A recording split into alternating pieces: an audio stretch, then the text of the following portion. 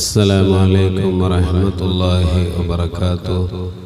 الحمد لله نحمده ونستعينه ونؤمن به ونتوكل عليه ونعوذ بالله من شرور أنفسنا ومن سيئات أعمالنا. من يهده الله فلا مضل له ومن يضلله فلا هادي له.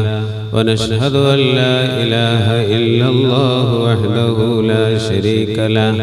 ونشهد أن محمدا عبده ورسوله أرسله بالهدى ودين الحق ليظهره على الدين كله ولو كره المشركون.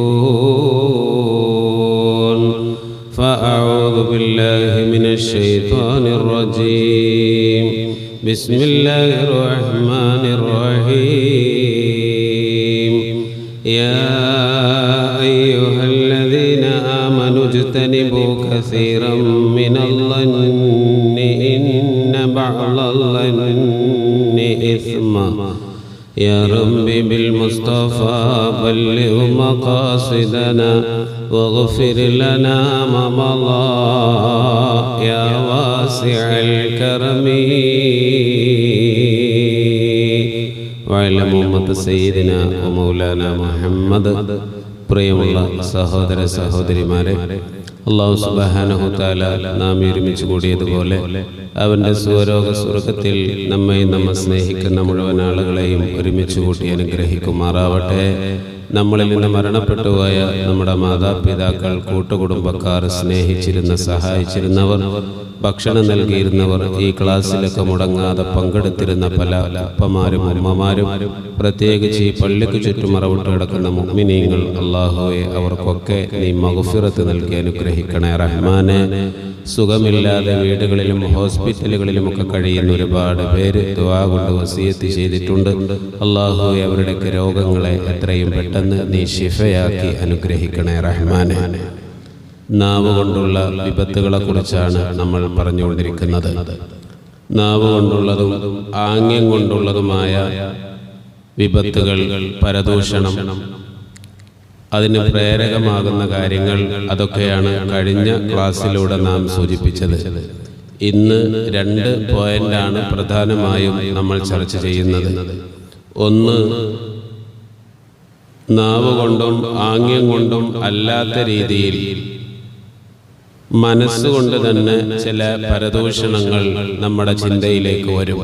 അത് ഹറാമാകുന്ന വഴി ഏതാണ് എന്നത്. മറ്റൊന്ന്,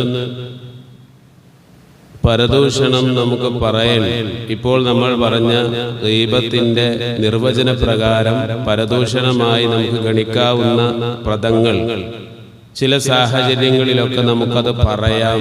അത് ഏതെല്ലാം സാഹചര്യങ്ങളിലാണ് എന്നൊക്കെയുള്ള 2 ഭാഗമാണ് ഇന്നത്തെ ക്ലാസ്സിലൂടെ നാം ഉദ്ദേശിക്കുന്നത്.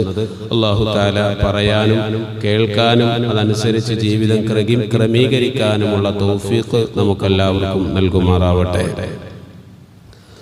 പറയുന്നത് പോലെ ഒരു മനുഷ്യന് തെറ്റായ വാക്കുകൾ മൂലം പറയുന്നത് പോലെ തന്നെയാണ് ആംഗ്യത്തിലൂടെയും അയാളെ നിസ്സാരപ്പെടുത്തലുമൊക്കെ.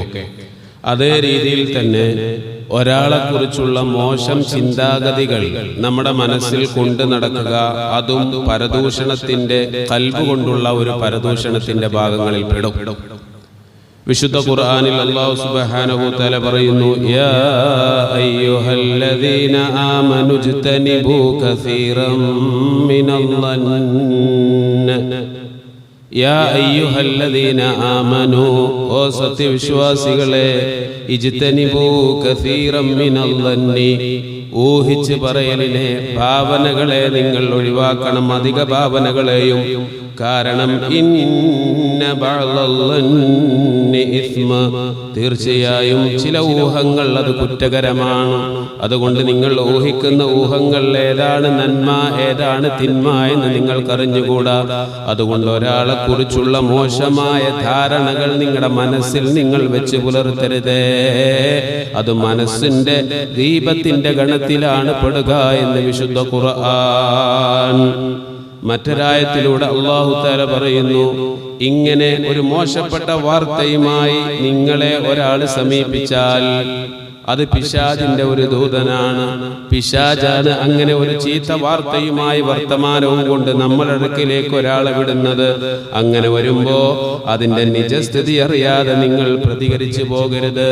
കാരണം നിങ്ങൾ അങ്ങനെ പ്രതികരിച്ചാൽ അതിലൂടെ ഒരു സമൂഹത്തിൽ തന്നെ വലിയ കുഴപ്പങ്ങൾ ഉണ്ടാവാൻ കാരണമായേക്കും. യാ അയ്യുഹല്ലദീന ആമനൂ, ഓ സത്യവിശ്വാസികളെ, ഇൻജാഅകും ഫാസിഖും ബിനബഇൻ ഫതബയ്യനൂ അനീബു ഖൗമൻ ബിജഹാല. തമ്മാടികളായ ആളുകൾ വല്ല വാർത്തയുമായി നിങ്ങളുടെ അടുക്കൽ വന്നാൽ അത് നിങ്ങൾ വിശ്വസിക്കരുത്.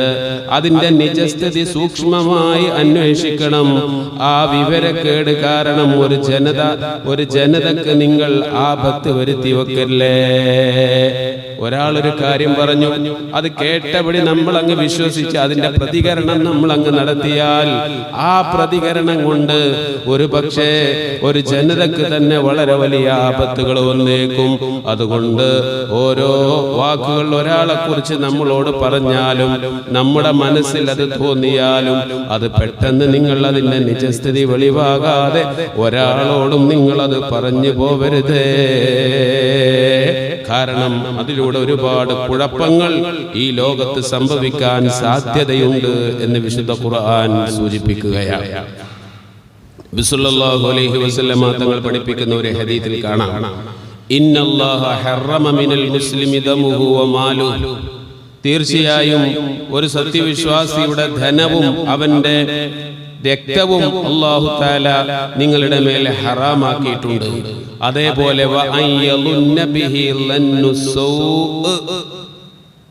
അവൻ തെറ്റുകാരനാണെന്ന് അവനെ കുറിച്ച് ധരിക്കൽ, അവൻ കൊള്ളൂല, തെറ്റുകാരനാണ് എന്ന് ഒരു മനുഷ്യനെ കുറിച്ച് നമ്മുടെ മനസ്സിൽ ഒരു വിചാരം, ഒരു തോന്നൽ ഉണ്ടാകുന്നത്, ആ തോന്നലും നിങ്ങൾ ഒഴിവാക്കണം. അപ്പന് മനുഷ്യരാണ്, നമ്മുടെ കൽബിലൊക്കെ അങ്ങനെ വരുമ്പോ അതിന്റെ പരിഹാരം എന്താണ്? അത് മഹാന്മാര് പഠിപ്പിക്കുന്നത് കൊണ്ട് കാണാം. ഒരാളെ കുറിച്ച് ഇങ്ങനെ ഒരു മോശം ചിന്ത നമ്മുടെ കൽബിലേക്ക് ഇട്ട് തരുന്നത് പിശാചാണ്. അപ്പൊ ആ പിശാചിന് ദേഷ്യം ഉണ്ടാക്കുന്ന ഒരു കാര്യം നമ്മൾ ചെയ്താൽ മതി. അതെന്താണ് പിശാചിന് ദേഷ്യം ഉണ്ടാക്കുന്ന കാര്യം? ആ മനുഷ്യൻ, ഒരാളെ കുറിച്ച് നമ്മുടെ മനസ്സിൽ അങ്ങനെ ഒരു തെറ്റായ ധാരണ വന്നെങ്കിൽ അവനോട് നല്ല ആദരവിൽ നമ്മൾ പെരുമാറുക, നല്ല സംസാരം അവനോട് നമ്മൾ സംസാരിക്കുക. അവന്റെ അഭാവത്തിൽ നമ്മൾ ഒറ്റക്കുള്ള പ്രാർത്ഥനകളിൽ ആ മനുഷ്യനെ നമ്മൾ ഉൾപ്പെടുത്തി അവന് നന്നാക്കി കൊടുക്കണേ, അവന് ഖൈർ കൊടുക്കണേ എന്നൊക്കെ പറഞ്ഞ് ദുആ ചെയ്യാം.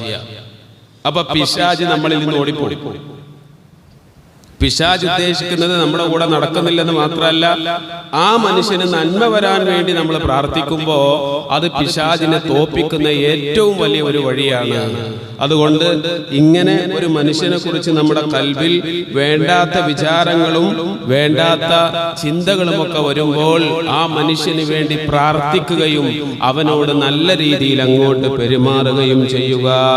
ഇങ്ങനെ നിങ്ങൾ ചെയ്താൽ ആ പിശാച് നിങ്ങളിൽ മനസ്സിൽ ഇനി ഒരിക്കലും അങ്ങനെയുള്ള വേണ്ടാത്ത വാർത്തകൾ ഇട്ടുതരികയില്ല.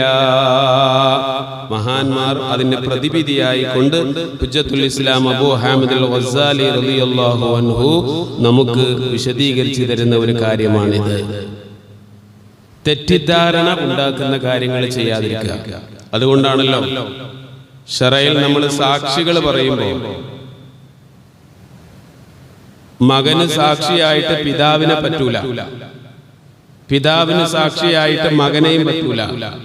ശറഇന്റെ നിയമം അങ്ങനെയാണ്. കാരണം അത് നീതിമാനായ പിതാവാണ് മകനെതിരെ സാക്ഷി പറയുന്നതെങ്കിൽ പോലും അത് നീതീകരിക്കാൻ കഴിയില്ല. ആളുകൾക്കിടയിൽ അത് തെറ്റിദ്ധാരണക്ക് വഴിവെക്കും. എന്തായാലും വാപ്പയും മോനും അല്ലേ, വാപ്പ അങ്ങനെയല്ലേ മകനെ കുറിച്ച് പറയുള്ളൂ, വാപ്പാനെ കുറിച്ച് മകൻ അങ്ങനെയല്ലേ പറയുള്ളൂ എന്ന ഒരു സംസാരത്തിന് ഇടം കൊടുക്കും. എന്നതുകൊണ്ട് തന്നെ വാപ്പാക്ക് സാക്ഷി പറയാൻ മകനും, മകന് സാക്ഷി പറയാൻ പിതാവും പറ്റുകയില്ല. ശത്രുവിനെ കൊണ്ടും സാക്ഷി പറയാൻ പറ്റുകയില്ല.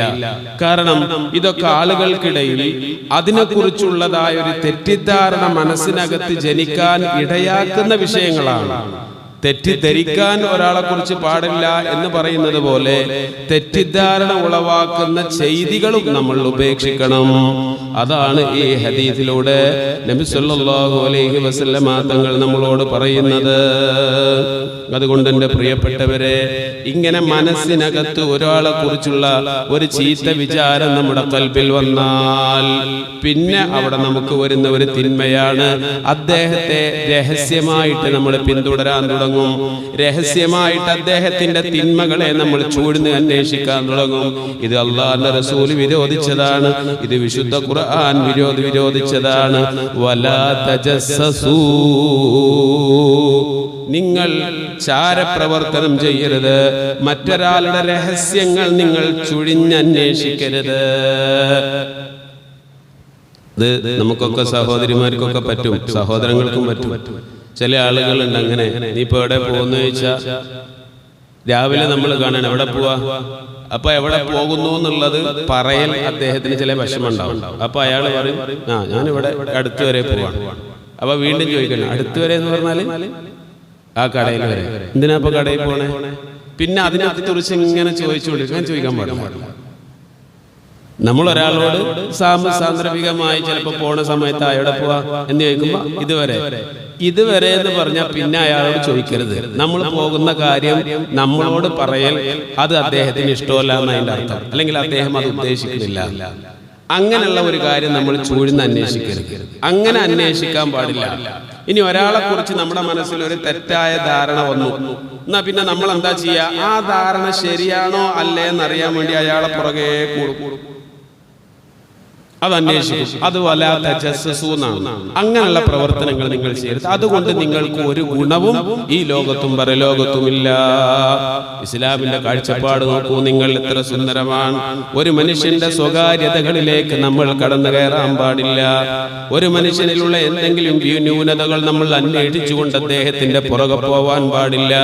ഒരാളെ കുറിച്ചുള്ള മോശമായ ചിന്തകൾ നമ്മുടെ കൽബിൽ നമ്മൾ കൊണ്ടു നടക്കാൻ പാടില്ല. എത്ര സുന്ദരമായ ആശയം! ഇത് ലോകത്തുള്ള എല്ലാ മനുഷ്യരും ഈ ഒരു നില കൊണ്ടാൽ ഇവിടെ പിന്നെ അക്രമങ്ങളുണ്ടോ? ഇവിടെ പിന്നെ ദേഷ്യങ്ങളുണ്ടോ? ഇവിടെ പിന്നെ പകകളുണ്ടോ? അങ്ങോട്ടും ഇങ്ങോട്ടുമുള്ള കുറ്റം പറയലുകളുണ്ടോ? ഒന്നുമില്ല. സുന്ദരമായ ജീവിതം. ഇതാണ് വിശുദ്ധ ഇസ്ലാം ലോകത്തോട് കൽപ്പിക്കുന്നത്. ഹൃദയം കൊണ്ട് നമ്മൾ മറ്റൊരാളെ കുറിച്ച് ചീത്ത വിചാരം വിചാരിക്കൽ ആ ഹൃദയം കൊണ്ടുള്ള ഒരു പരദൂഷണത്തിന്റെ ഗണത്തിലാണ് പെടുന്നത്. അതാണ് ഇതുവരെ ഞാൻ പറഞ്ഞത്. ഇനി വളരെ പ്രധാനപ്പെട്ട ഒരു ഭാഗം, പരദൂഷണം പറയാൻ പാടില്ല. അതിന് വലിയ തിന്മയുണ്ട്. പരലോകത്ത് അവന്റെ ചെയ്തികളൊക്കെ ആരെക്കുറിച്ചാണോ പറഞ്ഞത് അവന് കൊടുക്കും, അവന്റെ തിന്മകൾ എടുത്ത് ഇവന് കൊടുക്കുന്നൊക്കെയുള്ള വളരെ ഭയാനകമായിട്ടുള്ള ഹദീസുകളും ആയത്തുകളൊക്കെ നമ്മൾ കേട്ടു. എന്നാൽ പരദൂഷണത്തിന്റെ നിർവചനമായി നമ്മൾ പറഞ്ഞത് തന്റെ സഹോദരനെ കുറിച്ച് അവന് ഇഷ്ടമില്ലാത്തത് പറയുക എന്നാണല്ലോ ദൈവത്തിന്റെ നിർവചനം നമ്മൾ പറഞ്ഞത്. ആ നിർവചന പ്രകാരം നമ്മുടെ ദൃഷ്ടിയിൽ പരദൂഷണമായി വരാവുന്ന ചില കാര്യങ്ങളുണ്ട്. 6 കാര്യങ്ങൾ ബഹുമാനപ്പെട്ട ഇമാം ഗസ്സാലി റളിയല്ലാഹു അൻഹു വിശദീകരിക്കുന്നു. ഈ 6 കാര്യങ്ങൾ മറ്റൊരാളെ കുറിച്ച് പറയൽ പരദൂഷണത്തിന്റെ ഗണത്തിൽ പെടുകയില്ല. നിർവചന പ്രകാരം അത് പരദൂഷണമാണെങ്കിലും അത് പരദൂഷണം പറഞ്ഞതിന്റെ കുറ്റം ആ മനുഷ്യന് അത് ലഭിക്കുകയില്ല. അങ്ങനെയുള്ള 6 കാര്യങ്ങളുണ്ട്. ഇതോടെ പറഞ്ഞ് ഇന്നത്തെ ക്ലാസ് അവസാനിക്കും. ഏതൊക്കെയാണ് ആ കാര്യം? ഒന്നാമത്തത് ഇമാം ഗസ്സാലി തങ്ങൾ പറയാണ്, പരാതി പറയാൻ വേണ്ടി. ഒരു മനുഷ്യനെ കുറിച്ചുള്ള പരാതി പറയുകയാണ് ഭരണാധികാരിയോട്, അല്ലെങ്കിൽ ഒരു ജഡ്ജിയോട്, അല്ലെങ്കിൽ ഒരു ഇമാമിനോട്, അല്ലെങ്കിൽ പോലീസ് സ്റ്റേഷനിൽ പോയി നമ്മളെ ഉപദ്രവിച്ചതായ ഒരു മനുഷ്യനെ കുറിച്ച് നമ്മൾ പരാതി പറയാൻ വേണ്ടി പോവാൻ. അതിപ്പോ ഏതായാലും അയാൾക്ക് ഇഷ്ടം ഉണ്ടാവില്ലല്ലോ, ഉണ്ടാവും. അപ്പൊ നമ്മൾ പറഞ്ഞത് പ്രകാരം പരദൂഷണത്തിന്റെ നിർവചനത്തിൽ ഇത് പെടും. അയാൾക്ക് ഇഷ്ടമില്ലാത്തൊരു കാര്യം നമ്മൾ വേറൊരാളോട് പോയി പറയുന്നത് അത് പരദൂഷണമാണ്, പക്ഷേ അതിന് കുറ്റമില്ല. കാരണം അതിന്റെ അവകാശമാണത്. നബി സല്ലല്ലാഹു അലൈഹി വസല്ലം തങ്ങൾ പഠിപ്പിക്കുന്ന ഒരു ഹദീസിൽ കാണാം, ഇന്ന ലിസ്വാഹിബിൽ ഹഖ്ഖി മഖാലൻ, തീർച്ചയായും കടത്തിന്റെ അവകാശിക്കും സംസാരിക്കാനുള്ള അവകാശമുണ്ട്. ഞാൻ ഒരാൾക്ക് കുറച്ച് കാശ് കടം കൊടുത്തു. അയാള് 1 മാസം കഴിഞ്ഞിട്ട് തരാന്നാണ് പറഞ്ഞത്. 1 മാസമായി, 2 മാസമായി, 3 മാസമായി തരുന്നില്ല. അയാൾക്ക് കഴിയാഞ്ഞിട്ടാണെങ്കിൽ നമുക്ക് കുറച്ചുകൂടെ സമയം നീട്ടിക്കൊടുക്കൽ വളരെ പുണ്യമുള്ളതാണ്, അത് ചെയ്യാം.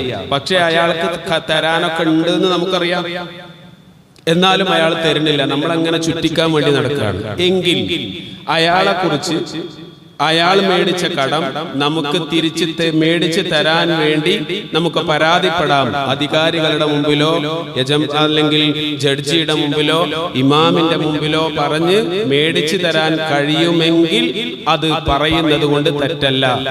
ഇതാണ് പരാതി പറയാൻ വേണ്ടി മറ്റൊരാളെ കുറിച്ച് പറയാം എന്ന് പറയുന്നത്. ഇത് അയാളെ ഇകഴ്ത്താൻ വേണ്ടിയല്ല, ഇയാളുടെ സമ്പത്ത്, ഇയാളുടെ അവകാശം ഇയാൾക്ക് ലഭിക്കാൻ വേണ്ടിയിട്ടാണ്. അങ്ങനെ പരാതി പറയുന്നതിന് വേണ്ടി പരദൂഷണത്തിന്റെ ഒരു ഭാഗം അവിടെ വരുമെങ്കിലും അതിൽ കുറ്റമില്ല. കടം വീട്ടാൻ കഴിവുള്ളവൻ അവധി നീട്ടിക്കൊണ്ടുപോകൽ അക്രമമാണ്. അതുകൊണ്ട് അവനെ കുറിച്ച് അത് മേടിച്ചു തരാനുള്ള ഒരാളോട് പറയാം, അതിന് വിരോധമില്ല. ഇവിടെ നമ്മൾ ശ്രദ്ധിക്കണം, കടം മേടിച്ചു കഴിഞ്ഞാൽ അത് നമ്മൾ കൊടുക്കേണ്ടതിൽ വളരെയേറെ ജാഗ്രത പുലർത്തണം. കൊടുക്കാൻ നമ്മളെ കൊണ്ട് കഴിയുന്ന ഒരു സംഖ്യ മാത്രമേ നമ്മൾ കടം മേടിക്കാവൂ. ഇപ്പൊ നമ്മൾ പല ആളുകളും വീട് വെച്ച് ഒന്നായിട്ട് ഇങ്ങോട്ട് ലോൺ എടുത്തിട്ട് അത് ഇവനെ കൊണ്ട് അടക്കാൻ പറ്റുമോ ഇല്ലേ എന്നുള്ളതൊന്നും ചിന്തിക്കൂല. കുറച്ച് സ്ഥലം മേടിച്ചു, ആ സ്ഥലത്തിന്റെ ആധാരം നേരെ സൊസൈറ്റി കൊണ്ടുപോയി വെച്ച് കിട്ടുന്ന അത്രയും അതിൽ ഇങ്ങോട്ട് മേടിക്കും. അപ്പൊ ഒരു മാസം ഒരു 25,000 രൂപ അടക്കേണ്ടി വരും. ഉദാഹരണം പറയാം, അങ്ങനെ അടക്കുന്ന ഒരു മനുഷ്യന് ഒരു മാസം വരുമാനം എത്രയെന്ന് നമ്മൾ നോക്കണം. അവന്റെ വീട്ടു ചെലവും അവന്റെ ബാക്കിയുള്ള കാര്യങ്ങളൊക്കെ കഴിച്ചിട്ട് 25,000 രൂപ ഒരു മാസം അടക്കാൻ പറ്റുന്ന ഒരു കണ്ടീഷനിലാണെങ്കിലേ നമ്മൾ കടം മേടിക്കാവൂ. ലോൺ എടുക്കാവൂ എന്നല്ല, അതിന്റെ ഹറാമ് ഹലാലിലേക്കല്ല ഞാൻ പോകുന്നത്. കടം എന്ന ആ ഒരു പോയിന്റിൽ വെച്ചുകൊണ്ട് നമ്മൾ സംസാരിക്കുകയാണെങ്കിൽ തന്നെ അത് വീട്ടാൻ നമ്മളെ കൊണ്ട് പറ്റുമെന്നുണ്ടെങ്കിലേ നമ്മൾ കടം മേടിക്കാവൂ. വീട്ടാൻ പറ്റുന്ന കടമേ നമ്മൾ എടുക്കാവൂ, അതാണ് സത്യം. ഇനി കടം വീട്ടും എന്ന ആൾ തന്നെയാണ്, പക്ഷെ അദ്ദേഹം തരാം എന്ന് പറഞ്ഞിരുന്ന സംഭവം നടന്നില്ല. അങ്ങനെ കുറച്ചു ദിവസം നീണ്ടുപോയി. എന്നാലും ആ പറഞ്ഞ ഡേറ്റ് എത്തിയാൽ ഞാനത് തരാമെന്ന് പറഞ്ഞതായിരുന്നു, എന്നെ കൊണ്ട് പറ്റിയില്ല, നിങ്ങൾ എനിക്ക് 1 മാസം കൂടെ നീട്ടിത്തരണം എന്ന് മാന്യമായി പറയൽ അവന്റെ ബാധ്യതയാണ്. അങ്ങനെ പറഞ്ഞാൽ അവൻ അത് വിട്ട് 1 മാസം കൂടെ നീട്ടിക്കൊടുക്കൽ സുന്നത്താണ്, അത് ശക്തമായ പ്രതിഫലം ലഭിക്കുന്ന കാര്യമാണ്. എന്നാലും ആ മനുഷ്യൻ അത് കൊടുക്കാൻ കഴിയാഞ്ഞിട്ടാണെങ്കിലാണ് ഈ ഒരു വിഷയം. ഇനി കൊടുക്കാൻ കഴിയാഞ്ഞിട്ടൊന്നുമല്ല, വെറുതെ അവനൊന്ന് ചുറ്റിക്കണം വിചാരിച്ചിട്ടാണ്. പല പ്രാവശ്യം ചോദിച്ചിട്ടും തന്നില്ല എങ്കിൽ പരാതി പറയാം, അത് ഗീബത്തിൽ പെടുകയില്ല. അതാണ് ഒന്നാമത്തെ വിഭാഗം, ഒന്നാമത്തെ ഇനം. പരാതി പറയാൻ വേണ്ടി കടം എന്നുള്ളത് ഞാൻ ഒരു ഉദാഹരണം പറഞ്ഞതേ ഉള്ളൂ. ഇനി അതേപോലെ രണ്ടാമത്തത് ബഹുമാനപ്പെട്ട ഹുജ്ജത്തുൽ ഇസ്ലാം അബൂ ഹാമിദ് അൽ ഗസാലി തങ്ങൾ പറയുന്നത്, വിലക്കപ്പെട്ടത് നീക്കാനും തെറ്റുകാരനെ നേരെയാക്കാനും സഹായം തേടുമ്പോൾ, ഒരു കാര്യം തെറ്റുണ്ട് ഒരു മനുഷ്യനിൽ, ആ തെറ്റ് അവനിൽ നീക്കം ചെയ്യാൻ വേണ്ടി നമ്മൾ നേരിട്ട് പറഞ്ഞാൽ അത് നടക്കൂല. അതുകൊണ്ട് ആ തെറ്റ് തിരുത്തി അവനെ നേരെയാക്കാൻ വേണ്ടി അവൻ ഇങ്ങനെ ചെയ്യുന്നുണ്ട്, അവനിൽ ഇങ്ങനെ ഒരു പ്രവൃത്തിയുണ്ട്, അത് നിങ്ങൾ അവനെ പറഞ്ഞ് നന്നാക്കണം എന്ന് പറഞ്ഞ് വേറെ ഒരാളോട് അവന്റെ ഈ ഒരു വിഷയം പറയാം. അവിടെ ശ്രദ്ധിക്കണം, അവനെ നാറ്റിക്കണം എന്ന ഉദ്ദേശം ഉണ്ടാവാൻ പാടില്ല, അവനെ നന്നാക്കണം എന്ന ഉദ്ദേശം മാത്രമേ വരാവൂ. ബഹുമാനപ്പെട്ട ഉമർ ഇബ്നുൽ ഖത്താബ് റളിയല്ലാഹു അൻഹു ഒരിക്കൽ ഉസ്മാൻ ഇബ്നു അഫ്ഫാൻ റളിയല്ലാഹു അൻഹുവിന്റെ അടുക്കൽ ചെന്നുകൊണ്ട് സലാം ചൊല്ലി. മറ്റൊരു റിപ്പോർട്ടിലുള്ളത് ത്വൽഹത്ത് റളിയല്ലാഹു അൻഹുവിനോട് സലാം ചൊല്ലിയപ്പോ ഉസ്മാൻ റളിയല്ലാഹു അൻഹു അല്ലെങ്കിൽ ത്വൽഹത്ത് റളിയല്ലാഹു അൻഹു അത് മടക്കിയില്ല. ഒന്നുകിൽ അത് കേട്ട് കാണൂല, അല്ലെങ്കിൽ മറ്റേതെങ്കിലും ചിന്തയിലായിരിക്കും. അത് ഉമർ റളിയല്ലാഹു അൻഹുവിനെ വല്ലാതെ വിഷമിപ്പിച്ചു. നീ എന്താ എന്നോട് സലാം പറയാത്തത് എന്ന് ചോദിക്കാതെ, അത് ചോദിക്കുമ്പോ അതൊരു വിഷമകരമായിട്ട് മഹാനവറുകൾ നേരെ സിദ്ദീഖുൽ അക്ബർ റളിയല്ലാഹു അൻഹുവിന്റെ അടുക്കലേക്ക് ചെന്നു. എന്നിട്ട് പറഞ്ഞു, ഞാനിങ്ങനെ ഉസ്മാൻ തങ്ങളോട് സലാം പറഞ്ഞപ്പോ എന്റെ സലാം അദ്ദേഹം മടക്കിയില്ല. എന്നോട് അദ്ദേഹം എന്തെങ്കിലും പിണക്കമുണ്ടോ ആവോ, നിങ്ങളൊന്ന് അന്വേഷിക്കുമോ എന്ന് ഉമർ ഇബ്നുൽ ഖത്താബ് റളിയല്ലാഹു അൻഹു സിദ്ദീഖുൽ അക്ബർ തങ്ങളോട് പറഞ്ഞപ്പോ സിദ്ദീഖ് തങ്ങൾ അത് അന്വേഷിക്കുകയും അവരുടെ ഇടയിലുള്ള ആ ഒരു തെറ്റിദ്ധാരണ അത് നീക്കിക്കളയുകയും ചെയ്തു.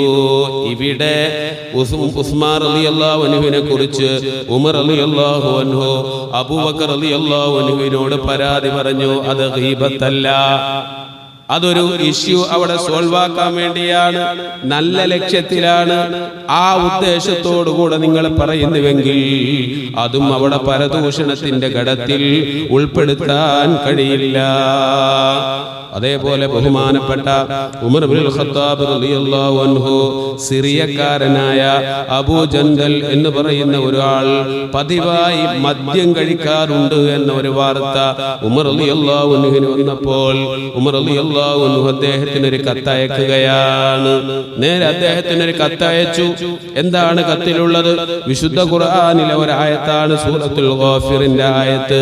ഹമീം തൻസീലുൽ കിതാബി മിനല്ലാഹിൽ അസീസിൽ അലീം ഗാഫിറിൽ ദംബി വഖാബിലിത് തൗബി ശദീദിൽ ഇഖാബ്. ഈ വിശുദ്ധമായ ഗ്രന്ഥം, അതിന്റെ അവതരണം, അത് അവതരിപ്പിച്ചത് അജയ്യനും സർവജ്ഞനുമായ അല്ലാഹുവാണ്. അല്ലാഹു ആണെങ്കിലോ ഗാഫിറിൽ ദംബി, അവൻ പാപം പൊറുക്കുന്നവനാണ്, വഖാബിലിത് തൗബി, അവൻ തൗബ സ്വീകരിക്കുന്നവനാണ്. ഈ തൗബ ചെയ്യാനും അതേപോലെ ദോഷം പൊറുക്കുന്നവനുമാണ്. കറിഞ്ഞിട്ടും വീണ്ടും തൗബ ചെയ്യാതെ ആ തിന്മകൾ ഇങ്ങനെ അനുഷ്ഠിച്ചുകൊണ്ടാണ് ഒരാൾ ജീവിക്കുന്നതെങ്കിൽ ശദീദിൽ ഇഖാബ്, അവന്റെ ശിക്ഷയും വളരെ കാഠിന്യമുള്ളതാണ്. ഈ ആയത്ത് എഴുതി ഉമർ റളിയല്ലാഹു അൻഹു അദ്ദേഹത്തിന് അയച്ചു കൊടുത്തു. ഇത് കിട്ടിയ ഉടനെ മഹാനവറുകൾ തൗബ ചെയ്യുകയും അദ്ദേഹത്തിന്റെ മദ്യപാനം നിർത്തി നല്ല മനുഷ്യനാവുകയും ചെയ്തു എന്നതാണ് ചരിത്രം. അപ്പൊ ഇവിടെയും ഒരു മനുഷ്യനെ നന്നാക്കാൻ വേണ്ടി, ഒരു മനുഷ്യനെ തിന്മകളിൽ നിന്ന് ഉഷാറാക്കുന്നതിന് വേണ്ടി, തെറ്റിദ്ധാരണ മാറി അദ്ദേഹത്തെ നല്ല ഒരു വഴിയിലേക്ക് എത്തിക്കുന്നതിന് വേണ്ടി നമുക്ക് പരദൂഷണം എന്ന് നമുക്ക് പറയാമെങ്കിൽ ഗണിക്കാമെങ്കിലും അങ്ങനെയുള്ള വാക്കുകൾ നമുക്ക് പ്രയോഗിക്കാം അദ്ദേഹത്തെ നന്നാക്കാൻ വേണ്ടി. ഇനി മൂന്നാമത്തെ ഒന്ന്, എന്തെങ്കിലുമൊക്കെ വിധി അന്വേഷിക്കുമ്പോൾ ഒരു പ്രശ്നത്തിന്റെ മതവിധി എന്താണ്, ആ മതവിധി നമ്മൾ ഉത്തരവാദിത്തപ്പെട്ട അറിവുള്ള ആളുകളോട് അന്വേഷിക്കുമ്പോൾ ആ സംഭവം നമ്മൾ പറയേണ്ടി വരും. അപ്പൊ അത് അയാൾക്കൊരു പ്രയാസം ഉണ്ടാക്കും, അത് സത്യമാണ്. എന്നാലും മതവിധി തേടുക എന്ന ലക്ഷ്യമാണെങ്കിൽ നിങ്ങൾക്കതിന് വിരോധമില്ല. ഫത്വ ആവശ്യപ്പെട്ടുകൊണ്ട് ഒരു മുഫ്തിന്റെ അടുക്കലേക്ക് പോയി, എൻ്റെ പിതാവ് അല്ലെങ്കിൽ എൻ്റെ ഭാര്യ അല്ലെങ്കിൽ എൻ്റെ സഹോദരൻ എന്നോട് ഇന്നാലിന്ന അന്യായങ്ങളൊക്കെ കാണിച്ചിട്ടുണ്ട്, ഞാൻ ഇനി എന്താണ് ചെയ്യേണ്ടത്, അവരോടുള്ള എൻ്റെ കടപ്പാട് എന്താണ്, അതിൻ്റെ വിധി എന്താണ് എന്നൊക്കെ അന്വേഷിക്കുന്നതിന് വിരോധമില്ല. അതിനൊരു ഉദാഹരണവും മഹാൻ പറയാൻ, ബഹുമാനപ്പെട്ട അബൂ സുഫിയാൻ റളിയല്ലാഹു അൻഹുവിനെ കുറിച്ച് അവിടുത്തെ മകളായ ഹിന്ദ്, ഉത്ബത്തിന്റെ മകൾ ഹിന്ദ് അഥവാ അബൂ സുഫിയാന്റെ ഭാര്യ, അവർ വന്നുകൊണ്ട് നബി തങ്ങളോട് പറഞ്ഞു, നബിയേ, എൻ്റെ ഭർത്താവായ അബൂ സുഫിയാൻ അദ്ദേഹം വളരെ പിശുക്കനാണ്, എനിക്കും എൻ്റെ മക്കൾക്കും മതിയാകുന്നത് ചെലവിന് തരുന്നില്ല, അതുകൊണ്ട് അദ്ദേഹത്തിന്റെ പണം അദ്ദേഹം അറിയാതെ ഞാൻ എടുത്തോട്ടെ. സഹോദരിമാര്, നീ നാളെ ഹദീസിനെ നേരെ ദുർവ്യാഖ്യാനിച്ചുകൊണ്ട് എനിക്ക് പണി ഉണ്ടാക്കരുത്. ഭർത്താവിന്റെ കാശ് ഭർത്താവ് അറിയാതെ എടുക്കാൻ പറ്റുമോ എന്നാ ചോദിക്കണേ. കേവലം എടുക്കലല്ല കേട്ടോ. എങ്ങനെ? ഭക്ഷണത്തിന് കൊടുക്കണില്ല, ഭാര്യയ്ക്ക് ആവശ്യമായതൊന്നും മേടിച്ചു കൊടുക്കണില്ല, മക്കൾക്ക് ആവശ്യമായതൊന്നും മേടിച്ചു കൊടുക്കണില്ല. ആവശ്യമായത്, പദങ്ങൾ ശ്രദ്ധിക്കണം. ആവശ്യമായത് എന്ന് പറഞ്ഞാൽ ഭക്ഷണം, ഉടുക്കാനുള്ള വസ്ത്രം. അല്ലെ കഴിഞ്ഞ ഞായറാഴ്ച കൊച്ചാപ്പാന്റെ വീട്ടിലേക്ക് പോയപ്പോൾ എടുത്ത ചുരിദാറ് ഈ ഞായറാഴ്ച അവരുടെ സൽക്കാരത്തിന് പോകുമ്പോൾ ഇടൂല, അതിന് പുതിയത് വേണം എന്ന് പറഞ്ഞത് മേടിച്ചു കൊടുക്കാത്തതിനല്ല, അത് അനാവശ്യം. ആവശ്യത്തിന് ഭർത്താവ് ഭാര്യക്ക് കൊടുക്കേണ്ടത് കൊടുക്കണില്ല, ആവശ്യത്തിന് മക്കൾക്ക് ഭർത്താവ് കൊടുക്കുന്നത് കൊടുക്കണില്ല. അതുകൊണ്ട് എൻ്റെ ഭർത്താവിന്റെ സമ്പത്തിൽ നിന്ന് ഭർത്താവ് അറിയാതെ എനിക്ക് എടുക്കാമോ, എൻ്റെ അത്യാവശ്യത്തിന് വേണ്ടി, കുട്ടികളുടെ അത്യാവശ്യത്തിന് വേണ്ടി എന്ന് ഭർത്താവിനെ കുറിച്ച് നബിതങ്ങളോട് ഹിന്ദ് വന്ന് പരാതി പറഞ്ഞു. അത് പരദൂഷണല്ലേ? നമ്മൾ പറഞ്ഞത് പ്രകാരം ഇത് അബൂ സുഫിയാൻ കേട്ട വെറുതെ വിടുവോ? അപ്പൊ തന്നെ രണ്ടെണ്ണം പൊട്ടിക്കൂലേ? റസൂലുള്ളാഹിനോട് പോയി എന്റെ കുറ്റം പറയൂന്ന് പറയൂലേ? കുറ്റാണ്, പക്ഷെ അതിന് ഗീബത്തിന്റെ കുറ്റം അവിടെ ഉണ്ടാവുകയില്ല. അത് ചെയ്യാം, അത് കുറ്റകരമല്ലാത്ത പരദൂഷണമാണ്. കാരണം അതിലുള്ള വിധി ചോദിക്കുകയാണ്. ഭർത്താവ് എന്നോടും കുട്ടികളോടുമുള്ള കടമകൾ പാലിക്കാതെയാണ് ജീവിക്കുന്നത്, ഇനി അതിനുള്ള പ്രതിവിധി എന്ത് എന്ന് അന്വേഷിക്കുകയാണ്. ആ അന്വേഷിക്കുമ്പോൾ അവരെ കുറിച്ച് പറയേണ്ടി വരും. അത് പറയുന്നതിന് വിരോധമില്ല. അത് ഫത്വ തേടലാണ്, വിധി തേടലാണ്. അപ്പൊ ഭർത്താവിനെ കുറിച്ചുകൊണ്ട് ഇങ്ങനെ പറഞ്ഞപ്പോൾ അത് തെറ്റല്ല. ഇമാം ഗസാലി തങ്ങൾ പറയാണ്, കാരണം അത് ഇവിടെ ഭർത്താവിനെ നിന്ദിക്കുക എന്ന ഉദ്ദേശത്തിലല്ല, തന്റെ അവകാശം അത് എടുക്കുക എന്നുള്ള ഉദ്ദേശത്തിലാണ്. ഇങ്ങനെ വന്ന് പറഞ്ഞപ്പോ നബി തങ്ങൾ ഹിന്ദിനോട് പറയാണ്, നിനക്കും നിന്റെ കുട്ടികൾക്കും ചിലവിന് മതിയാകുന്നത് നിനക്കെടുക്കാം. പ്രയോഗം ശ്രദ്ധിക്കണം, ഒന്നായിട്ടെടുക്കാന്നല്ല. നിനക്കും നിന്റെ കുട്ടിക്കും ചിലവിന്, ഭക്ഷണത്തിന് മതിയാകുന്നത് ഭർത്താവിന്റെ പോക്കറ്റിൽ നിന്ന് ഭർത്താവ് അറിയാതെ നിനക്കെടുക്കാം. ഷഫീഉനാ റസൂലുള്ളാഹി സ്വല്ലല്ലാഹു അലൈഹി വസല്ലം. അപ്പൊ ഭക്ഷണത്തിനാണ് നേരത്തെ പറഞ്ഞതുപോലെ. ഒരാഴ്ച ഒരു കല്യാണത്തിനിട്ടത് അടുത്ത കല്യാണത്തിന് ഇടൂല, എനിക്ക് വേറെ വേണം എന്ന് പറഞ്ഞപ്പോ ഭർത്താവ് മേടിച്ചു കൊടുത്തില്ല. അതിന് ഭർത്താവിന്റെ അക്കൗണ്ടിൽ നിന്ന് കാശ് വലിക്കാൻ പാടില്ല, അത് തെറ്റാണ് എന്നർത്ഥം. ആവശ്യത്തിനാണെങ്കിൽ ഒക്കെ. നാലാമത്തത് മഹാൻ പറയുന്നു, വിശ്വാസികൾക്കിടയിൽ തിന്മകളെ കുറിച്ച് മുന്നറിയിപ്പ് നൽകുക. വിശ്വാസികൾക്കിടയിൽ തിന്മകളെ കുറിച്ച് മുന്നറിയിപ്പ് നൽകാൻ വേണ്ടി. അപ്പോൾ ഒരാള് ഇസ്ലാമിന്റെ ആശയങ്ങളെയൊക്കെ വികലമാക്കി അവതരിപ്പിക്കുന്നു, അത് സത്യമാണ് എന്ന് വിചാരിച്ച ആളുകളൊക്കെ അദ്ദേഹത്തിന്റെ കൂടെ കൂടുകയും ചെയ്യുന്നു. അപ്പോൾ അദ്ദേഹം പറയുന്ന ആശയം ശരിയല്ല, അദ്ദേഹത്തിന്റെ ആ ഒരു നിഗമനം അത് ക്ലിയർ അല്ല. അതല്ല ഖുർആൻ അവിടെ ഉദ്ദേശിക്കുന്നത്, അതല്ല ഹദീസ് അവിടെ ഉദ്ദേശിക്കുന്നത്. അദ്ദേഹം പറയുന്നത് തെറ്റാണ് എന്ന് അദ്ദേഹത്തിന്റെ പേരെടുത്തുകൊണ്ട് തന്നെ നമുക്ക് പറയാം. അവിടെ അദ്ദേഹത്തെ ഇകഴ്ത്തലോ മോശമാക്കലോ അല്ല ഉദ്ദേശം. അദ്ദേഹത്തിന്റെ തെറ്റായ റൂട്ടിലേക്ക് ജനങ്ങൾ പോവാതെ അവരെ സംരക്ഷിക്കുക എന്നതാണ് അവിടെ ഉദ്ദേശം. ആ ഉദ്ദേശത്തോടുകൂടെ അങ്ങനെ ചെയ്യാവുന്നതാണ്. ഇപ്പൊ വിവാഹാന്വേഷണമൊക്കെ വരുന്ന സമയത്ത് ഇതൊക്കെ വരും. നമ്മൾ ഒരു കല്യാണാലോചനയായിട്ട് ഒരു ചെക്കൻ എങ്ങനെയാണെന്ന് നമ്മളോട് വന്ന് അന്വേഷിച്ചു. നമുക്കറിയാം അവൻ യുക്തിവാദിയാണ്, പള്ളിയിലേക്കൊന്നും വരാറില്ല, നിസ്കരിക്കൂല എന്ന് മാത്രമല്ല, ഇസ്ലാമിന്റെ ആശയങ്ങളെയും ചിഹ്നങ്ങളെയൊക്കെ പരസ്യമായിട്ട് നിന്ദിക്കുന്ന ആളാണ്, ലഹരി ഉപയോഗിക്കുന്ന ആളാണ്. അങ്ങനെ നടക്കുന്ന ഒരാളെ കുറിച്ച് നമ്മളോട് ഒരാൾ വന്ന് അന്വേഷിച്ചു. എന്തിനാണ് അന്വേഷിക്കുന്നത്? അയാളുടെ മോളെ കെട്ടിച്ചു കൊടുക്കാനാണ്. അപ്പൊ അങ്ങനെ ബോധപൂർവം ആ കുട്ടിനെയും കൂടെ തിന്മയിലേക്ക് എത്തിക്കുന്ന ഒരു സാഹചര്യമാണെങ്കിൽ അവരെ തിന്മയിലേക്ക് പോകുന്നത് തടയുക എന്ന ലക്ഷ്യത്തിൽ ഇവൻ ഇങ്ങനെയൊക്കെയാണ് എന്ന് പറയുന്നതിന് വിരോധമല്ല. അവിടെ പ്രത്യേകം ശ്രദ്ധിക്കണം. കഴിഞ്ഞ ഏതെങ്കിലുമൊക്കെ ഒരു കാലഘട്ടത്തിൽ ഒരാൾ അങ്ങനെ കുറച്ച് പുകവലിക്കുക അല്ലെങ്കിൽ ഒരു ലഹരി ഉപയോഗിക്കുക അല്ലെങ്കിൽ എന്തെങ്കിലുമൊക്കെ കളവ് കേസിലൊക്കെ പെട്ടിരുന്നു ഒരു വർഷങ്ങൾക്ക് മുമ്പ്.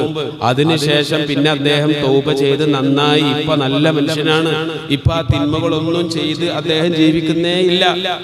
അങ്ങനെയാണെങ്കിൽ മുമ്പ് അദ്ദേഹം ഇങ്ങനെയായിരുന്നു എന്ന ആ ഒരു പ്രയോഗം നടത്താൻ പാടില്ല. അത് തെറ്റാണ്. നിലവിൽ അയാൾ തിന്മ ചെയ്തുകൊണ്ടിരിക്കുന്ന ഒരാളാണെങ്കിൽ അയാളെ കുറിച്ച് അന്വേഷിക്കാൻ വന്ന ആളോട് സത്യസന്ധമായി കൊണ്ട് തന്നെ പറയൽ അത് പരദൂഷണമല്ല. അത് അങ്ങനെ തന്നെ പറയണം. കാരണം ഒരാളെയും കൂടെ തിന്മയിലേക്ക് ചേർക്കുന്നത് തടയുക എന്നതാണ് അവിടെയുള്ള മർമ്മം. മഹാൻ നമുക്ക് വിശദീകരിച്ചു തരുന്നു. ഇനി അഞ്ചാമത്തത്, ചില വൈകല്യങ്ങളുടെ പേരിൽ ചില ആളുകൾ അറിയപ്പെടും. ഇപ്പൊ കണ്ണ് കാണാത്ത ആള്, അല്ലെങ്കിൽ ആ കുറിയവൻ, ഇങ്ങനെയൊന്നും വിളിക്കാൻ പാടില്ല എന്ന് നമ്മൾ മുമ്പ് പറഞ്ഞിട്ടുണ്ട്. അങ്ങനെ പറഞ്ഞെങ്കിലേ അയാൾ അറിയാം. ഒരു നാട്ടിൽ വന്നിട്ട് അയാൾ പറയാണ്, എൻ്റെ കയ്യിൽ കണ്ണ് കാണാത്തവർക്ക് കൊടുക്കാൻ കുറച്ച് കാശുണ്ട്. അപ്പൊ ഈ നാട്ടിലെ കണ്ണ് കാണാത്ത ആളുകൾ ആരാ ഉള്ളത് എന്ന് ചോദിച്ചാൽ, ആ കണ്ണ് കാണാത്ത എന്നെ ആളുണ്ട്, കണ്ണ് കാണാത്ത എന്നെ ആളുണ്ട് എന്ന് പറഞ്ഞ് അവിടെ കണ്ണ് കാണാത്തവൻ അല്ലെങ്കിൽ കാലിന് ഞുണ്ടുള്ളവൻ എന്നൊക്കെ പറഞ്ഞ് ഒരാളെ പരിചയപ്പെടാൻ വേണ്ടി ഒരാൾക്ക് അറിവ് പറഞ്ഞു കൊടുക്കുന്നതിന് വിരോധമല്ല. ഇതും ചില മഹാന്മാരവിടെ പറയുന്നത്, അങ്ങനെ അഭിസംബോധനം ചെയ്യുന്നത് കൊണ്ട് ആ മനുഷ്യന് അതിൽ വിഷമമില്ലെങ്കിലേ അങ്ങനെ പറയാവുള്ളൂ, ഉണ്ടെങ്കിൽ അതും പറയാൻ പാടില്ല എന്നതാണ്. ആറാമത്തത് ഇതും കൂടെ പറഞ്ഞ് അവസാനിപ്പിക്കുകയാണ്. ആറാമത്തത് മഹാൻ പറയുകയാണ്, പരസ്യമായിട്ട് ഒരാൾ തിന്മ ചെയ്തുകൊണ്ട് ജീവിക്കുന്നവനാണ്. എല്ലാ ദിവസവും മദ്യപിക്കും, എല്ലാ ദിവസവും അദ്ദേഹം പരസ്യമായി പലിശയുടെ ഇടപാട് നടത്തുന്ന ആളാണ്, എല്ലാ തോന്നിവാസവും പരസ്യമായി ചെയ്യുന്ന ഒരാളാണ് എങ്കിൽ അദ്ദേഹത്തെ ആ ചെയ്യുന്ന ആ തെറ്റിന്റെ പേരിൽ തന്നെ അഭിസംബോധനം ചെയ്യൽ അത് കുറ്റകരമല്ല. ആ കള്ളുകുടിയനോ അല്ലെങ്കിൽ ആ പലിശക്കാരനോ എന്ന് പറയാം. ഏതെങ്കിലും കാലത്ത് കള്ളുകുടിച്ച് നന്നായ ഒരാളെ കുറിച്ചല്ല, ഏതെങ്കിലും കാലത്ത് പലിശ കൊടുത്ത് അതിൽ നിന്ന് തൗബ ചെയ്ത് പിന്നീട് നന്നായ ആളെ കുറിച്ചുമല്ല. നിലവിൽ പരസ്യമായി തിന്മ ചെയ്തുകൊണ്ട് നടക്കുന്ന ഒരു മനുഷ്യൻ, അവനെ കുറിച്ച് അഭിസംബോധനം ചെയ്യുമ്പോ, അവനെ കുറിച്ച് പറയുമ്പോ അവൻ കള്ളുകുടിയനാണ്, അവൻ പലിശക്കാരനാണ് എന്ന് പറയൽ അവനോടുള്ള ഗീബത്തല്ല. അത് ആ രീതിയിൽ തന്നെ അവനെ നിന്ദിച്ചുകൊണ്ട് പറയുകയും ചെയ്യാം. അതവന്റെ തെറ്റിൽ നിന്ന് അവൻ നന്നാകുന്നതിന് വേണ്ടിയാണ്. ഒരുപാട് സംഭവങ്ങൾ അതുമായി ബന്ധപ്പെട്ടുകൊണ്ട് മഹാന്മാര് പറയുന്നതായി കൊണ്ട് കാണാം. അതുകൊണ്ട് ഇത്തരം സാഹചര്യങ്ങളിൽ മാത്രമേ ഒരു മനുഷ്യന് അവനിലുള്ള ആ ന്യൂനതകൾ മറ്റൊരാളോട് നമ്മൾ പറയാവുള്ളൂ. അതല്ലാത്ത സാഹചര്യങ്ങളിലൊന്നും ഒരു മനുഷ്യൻ ഇഷ്ടപ്പെടാത്ത കാര്യം വേറെ ഒരാളോട് അവനെ കുറിച്ച് പറയുക എന്നുള്ളത് ഗീബത്തിന്റെ ഗണത്തിൽപ്പെടും. അത് തിന്മയാണ്, അത് നിങ്ങൾ ഒഴിവാക്കണം എന്നതാണ് ഈ നബി വചനത്തിലൂടെയും ആയത്തുകളിലൂടെയും ഒക്കെ നമ്മൾ മനസ്സിലാക്കേണ്ടത്. അല്ലാഹു സുബ്ഹാനഹു തആല ഇത് പ്രകാരം ജീവിക്കാൻ നമുക്കെല്ലാവർക്കും തൗഫീഖ് നൽകുമാറാവട്ടെ. ഇനി ഗൗരവമുള്ള ഒരു വിഷയമാണ് ഇത് നമ്മൾ പറഞ്ഞു. ഇനി ഏതെങ്കിലുമൊക്കെ സാഹചര്യങ്ങളിൽ നമ്മളൊക്കെ ഇത് ചെയ്തു പോയിട്ടുണ്ടാവും, പരദൂഷണം പറഞ്ഞിട്ടുണ്ടാവും പല ആളുകളെ. ഇനി എന്താണ് പറഞ്ഞു പോയാൽ അതിനുള്ള പരിഹാരം? അതേപോലെ നമ്മൾ ഗീബത്ത് പറഞ്ഞ ആൾ മരണപ്പെട്ടു പോയി, ഇനി എന്ത് ചെയ്യും? അയാളോട് പൊരുത്തപ്പെടിക്കാൻ പോലും പറ്റൂല. ഇത്തരം സാഹചര്യങ്ങളിലൊക്കെ എന്താണ് നമ്മൾ ചെയ്യേണ്ടത്? ഇൻഷാ അല്ലാഹ് അതുമായി ബന്ധപ്പെട്ട ചർച്ച നമുക്ക് അടുത്ത ആഴ്ച പറയാം. അല്ലാഹു തൗഫീഖ് നൽകുമാറാവട്ടെ. ഇന്ന് നമ്മുടെ ഈ പരിപാടിയിലേക്ക് ഒരു സഹോദരൻ നമുക്ക് പലഹാരങ്ങൾ കൊണ്ടുവന്നിട്ടുണ്ട്. അദ്ദേഹം എന്തുദ്ദേശത്തിലാണ് നൽകിയതെങ്കിൽ അല്ലാഹു തആല റഹമായ പ്രതിഫലം നൽകി അനുഗ്രഹിക്കുമാറാവട്ടെ. ഇൻഷാ അല്ലാഹ് ഒരു ഹിക്കായത്ത് സാധാരണ നമ്മൾ ചെയ്യുന്നത് പോലെ ഓതി നമുക്ക് ദുആ ചെയ്യാം. ബിസ്മില്ലാഹിർ റഹ്മാനിർ റഹീം. ഇന്നല്ലാഹു വമലായികതഹു യുസല്ലൂന അലൻ നബി യാ അയ്യുഹല്ലദീന ആമനൂ സ്വല്ലു അലൈഹി വസല്ലിമു തസ്ലീമാ. بسم الله الرحمن الرحيم. سبحان الذي يطلع في شهر ربيع الأول قمر نبي الهدى وأوجد نوره قبل خلق العالم وسماه محمدا. اللهم صل وسلم وبارك عليه وأخرجه في آخر الزمان كما قدر وأبدى وألبسه خلعة الجمال التي لم يلبسها أحدا. فولد بوجه أخجل قمرا وفرقدا ألا هو الذي توسل به آدم عليه السلام وافتخر بكونه والدا ما استغاث به نوح عليه السلام فنجا من الرذى وكان في صلب إبراهيم عليه السلام حين ألقي في النار فعاد وصار لهبها مخبدا ورأت أمه آمنة رضي الله عنها حين حملت به ملائكة السماء مددا ودخل عليها الأنبياء وهم يقولون لها إذا وضعت شمس الفلاح والهدى فسميه محمدا اللهم صل وسلم وبارك عليه قال الله عز وجل لقد جاءكم رسول من أنفسكم عزيز عليه ما عنتم حريص عليكم بالمؤمنين رؤوف رحيم وروي عن النبي صلى الله عليه وسلم أنه قال كنت نورا بين يدي الله عز وجل قبل أن يخلق آدم عليه السلام بألف أيام يصبح الله ذلك النور وتصبح الملائكة بتصبيحه فلما خلق الله تعالى آدم عليه السلام ألقى ذلك النور في طينته فأهبطني الله في صلب آدم عليه السلام إلى الأرض وجعلني في السفينة في صلب نوح عليه السلام وجعلني في صلب الخليل إبراهيم عليه السلام حين قذف به في النار ولم يزل ينقلني ربي من الأصلاب الكريمة الفاخرة إلى الأرحام الزكية الطاهرة حتى أخرجني الله من بين أبوي ولم يلتقيا على صفاه قط صلى الله على محمد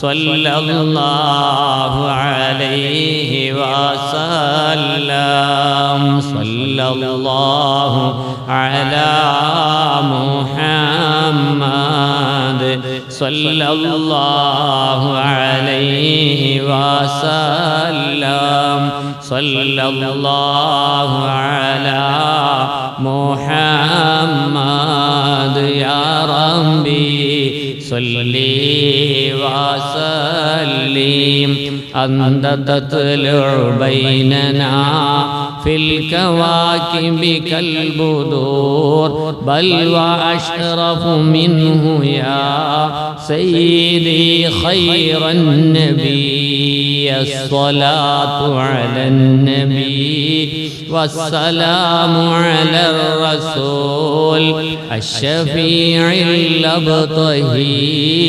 والحبيب العربي أنت أم أم أب ما رأينا فيهما مثل حسنك قط يا سيدي خير النبي الصلاة على النبي والسلام على الرسول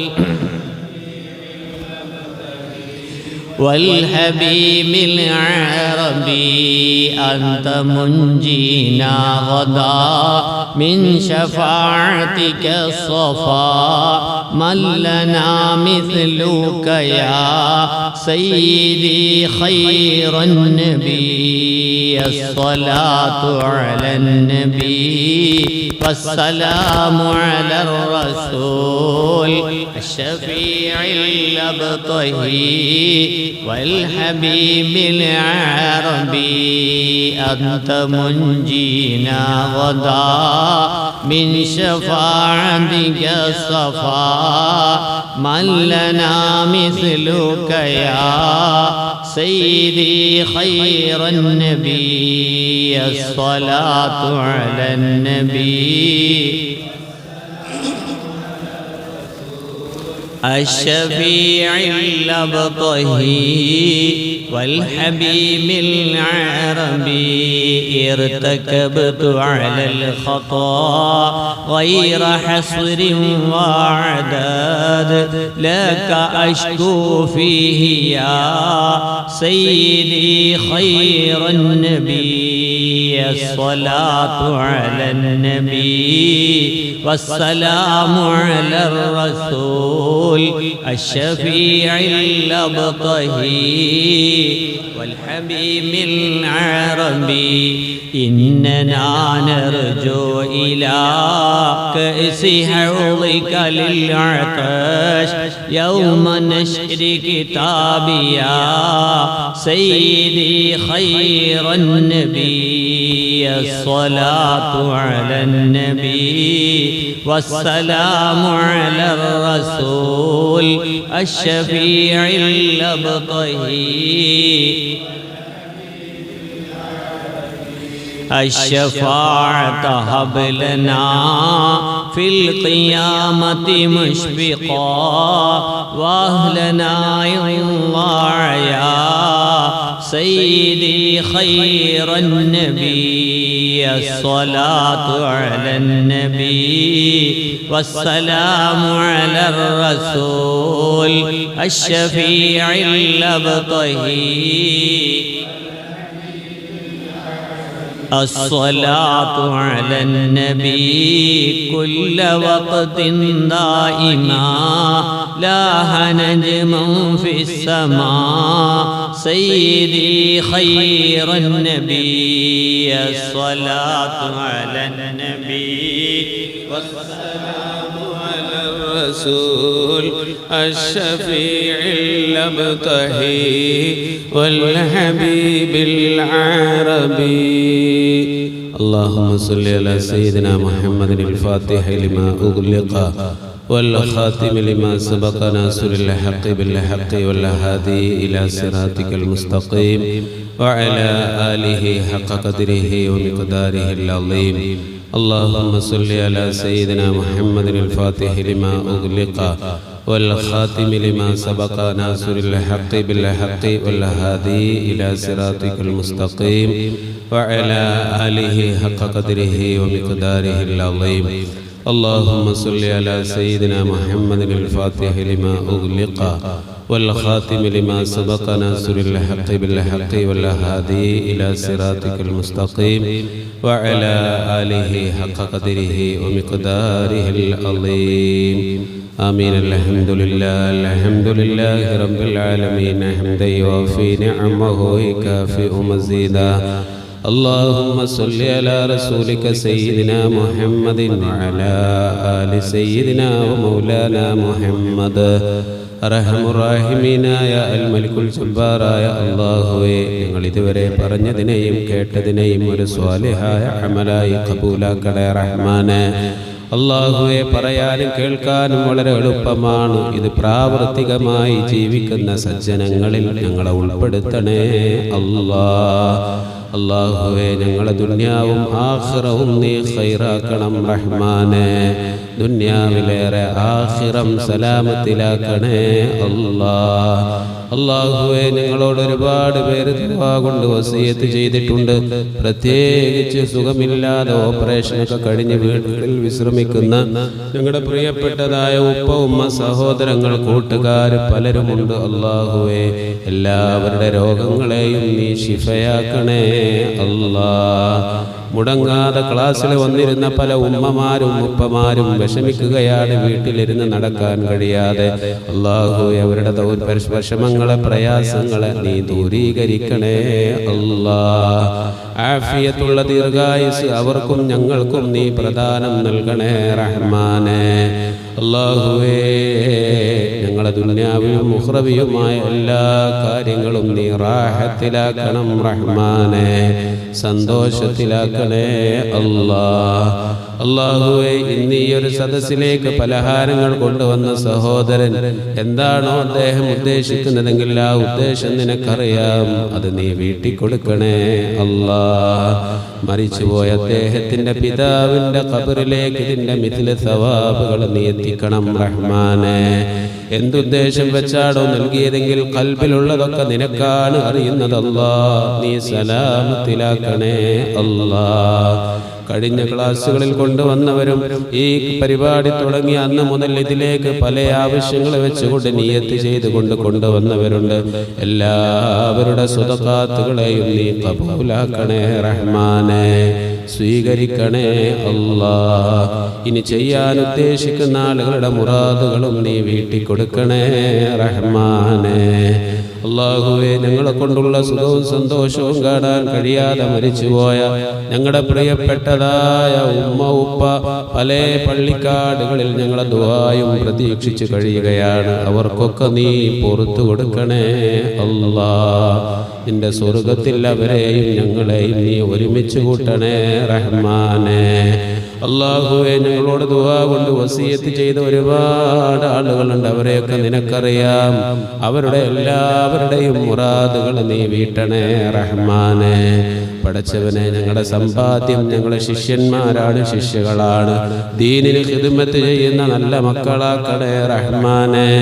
അല്ലാഹു, അവരുടെ പഠനങ്ങളിലും തൊഴിലുകളിലും ഉപജീവന മാർഗങ്ങളിലും നീ ബറക്കത്ത് കൊടുക്കണേ റഹ്മാനെ.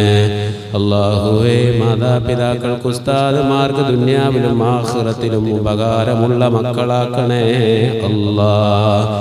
اللهم ربنا آتنا في الدنيا حسنة وفي الآخرة حسنة وقنا عذاب النار. آمين برحمتك يا أرحم الراحمين. بفضله صلى الله على محمد صلى الله عليه وسلم. صلى الله على محمد صلى الله عليه وسلم. اللهم صل على محمد يا رب صل عليه وسلم. അടുത്ത ആഴ്ചക്ക് ആരും ചീരണയേറ്റിട്ടില്ല ഉദ്ദേശിക്കുന്ന ആളുകളുണ്ടെങ്കിൽ നേരത്തെ എന്നോട് പറയണം. അസ്സലാമു അലൈക്കും വറഹ്മത്തുള്ളാഹി വബറകാതുഹു.